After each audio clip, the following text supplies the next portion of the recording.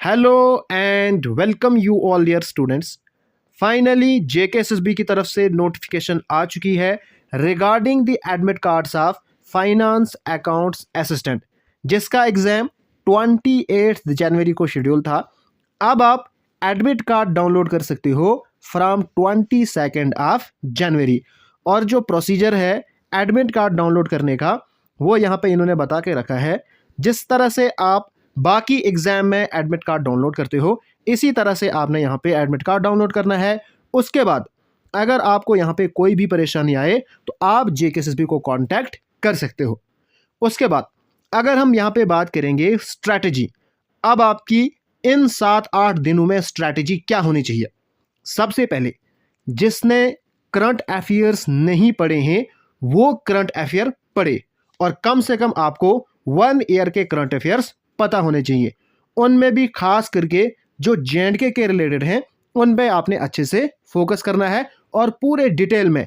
For example कहीं पे कुछ इवेंट हुआ है, उसकी थीम क्या है, वो उसका जो हेड ऑर्गेनाइज था किसने किया, पूरा डिटेल में आपको पता होना चाहिए। खास करके जब वो जम्मू कश्मीर के रिलेटेड हो या कोई इवेंट, बड़ा इवेंट जम्मू कश्मीर के अंदर हुआ हो। जिस तरह से बहुत सारे फेस्टिवल्स वो होते हैं तो उनके बारे में आपने ज़्यादा फोकस करना है।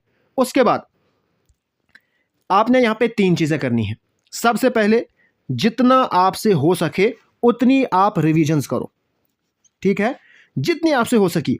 और एक काम आप करो, जितने सब्जेक्ट हैं सभी के आपने एक दिन में रिवीजन करनी है। इस तरह से आप अपने टाइम फिक्स करो।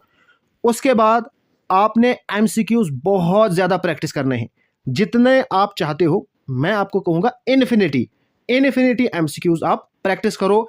आपको यूट्यूब से मिलते हैं, यूट्यूब से करो। आपको गूगल से मिलते हैं, गूगल से करो। आपको कहीं से भी मिलते हैं, हर जगह से आप एमसीक्यूज करो। और जो टॉपिक आपने पढ़ा है उस टॉपिक के रिलेटेड अगर आपको कोई भी एमसीक्यूज मिले वो आपको आना चाहिए आपके सिलेबस के अकॉर्डिंग, ठीक है। अगर वो आपको नहीं आए तो आपने देखना है मुझे ये कॉन्सेप्ट कहाँ पे कम है, उसका आंसर भी आपको याद होना चाहिए। और अगर कॉन्सेप्ट में कमी है वो भी ठीक करो। अब जब आप एमसीक्यूज बहुत ज़्यादा प्रैक्टिस करोगे इससे आपको क्या फ़ायदा होगा। सबसे पहले कम से कम, ये मेरी आप गारंटी लो, कम से कम 4 से 5 क्वेश्चन ऐसे होंगे जो डायरेक्ट आपने जो एमसीक्यूज पढ़े हैं वही एग्जाम में आएगा। क्योंकि आप जानते हो कॉपी पेस्ट पेपर होता है तो डायरेक्ट 4 से 5, इससे ज़्यादा भी होंगे लेकिन मिनिमम 4 से 5 क्वेश्चन ज़रूर ऐसे होंगे जो आपने एमसीक्यूज पढ़े होंगे वही एमसीक्यूज एग्जाम में आएंगे। ओके, उसके बाद मॉक टेस्ट, ये बहुत ज़रूरी है, ये आपने देखना है, इसके ऊपर आपने एनालिसिस करना है।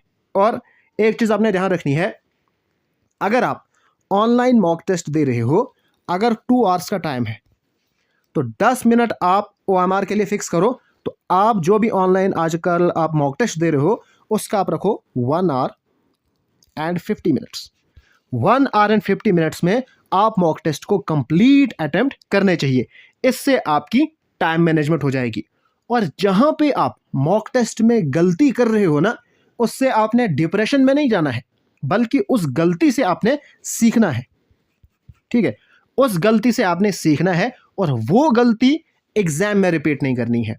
ओके, और लास्ट पे जिसने भी प्रीवियस एग्जाम दिए हैं, किसी ने वीएलडब्ल्यू का दिया, किसी ने किसी और एग्जाम में एग्जाम दिया, जो गलतियां आप वहां पे करते हो ना वो आपने इस एग्जाम में नहीं करनी है। ज़्यादातर बच्चों को क्या गलतियां होती हैं, ज़्यादातर बच्चे ऐसे होते हैं वो क्वेश्चन को प्रॉपरली नहीं पढ़ते हैं। जैसे एक बच्चे ने मुझे कॉल पे बोला था कि वीएलडब्ल्यू में एक पाई चार्ट आया था, वहाँ पे इन्होंने डेटा दिया था मंथली के हिसाब से, ठीक है। अब उसने कंसिडर किया उसका जो डेटा है वो ईयरली के हिसाब से है, ठीक है। अब वो कैलकुलेट कर रहा है ईयरली के हिसाब से, उसका आंसर ही नहीं आ रहा है। फिर जब एग्जाम हो गया तो बाद में उसने उसको अच्छे से पढ़ा, वहाँ पे डेटा क्या था, मंथली था। तो इस तरह की गलतियां आपने नहीं करनी है। क्वेश्चन को पूरे अच्छी तरह से उसको अंडरस्टैंड करो। कहीं पे आपको नॉट होता है वो आपने देखना है, कहीं पे आपने करेक्ट स्टेटमेंट चूज करनी है, कहीं पे आपने इनकरेक्ट स्टेटमेंट चूज करनी है, तो उसको आपने प्रॉपर ध्यान में रखना है, ठीक है। बाकी फिलहाल इतना ही आप करो। मॉक टेस्ट से जो गलतियां होती है उनको सीखो, मल्टीपल टाइम आप रिविजन करो और जितने आपसे हो सकते हैं उतने एमसीक्यूज प्रैक्टिस करो। बाकी कुछ नहीं करना आपने, बाकी जो आपकी डेस्टिनी में होगा वो आपको मिलेगा। आपने टेंशन बिल्कुल 0% रखनी है। अगर आप इस क्रूशियल टाइम में टेंशन रखोगे, डिप्रेशन में जाओगे, फिर आप गए। ये मत सोचो, आपका काम है हार्डवर्क।